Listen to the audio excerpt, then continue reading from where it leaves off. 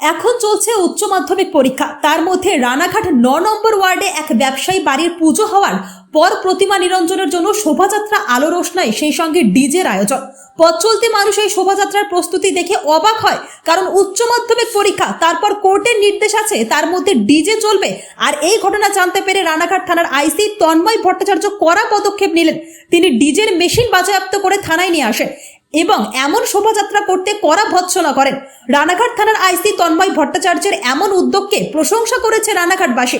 পাশাপাশি রানাঘাট পৌরসভার পৌরপতি কৌশল দেব বন্দ্যোপাধ্যায় রানাঘাট থানার আইসি তন্ময় ভট্টাচার্য ও পুলিশ প্রশাসনকে ধন্যবাদ জানিয়ে বলেন, এমন উদ্যোগ সারা বছর করতে পারলে ভালো হবে।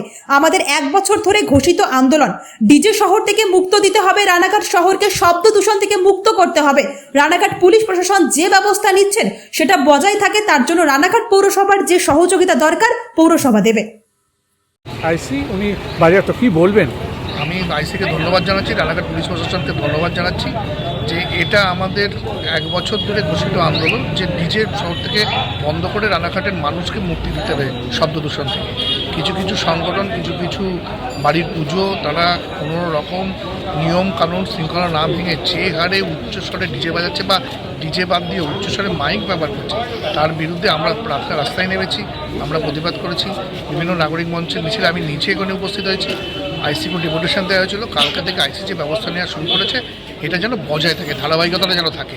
উচ্চ মাধ্যমিক একাদশ শ্রেণীর পরীক্ষা চলছে, উচ্চ মাধ্যমিক পরীক্ষা চলছে, এখন একটা কোর্টের ভার্ডিক্ট রয়েছে, সেই জায়গাতে সেই নিয়মকে লঙ্ঘন করে এটা করছে।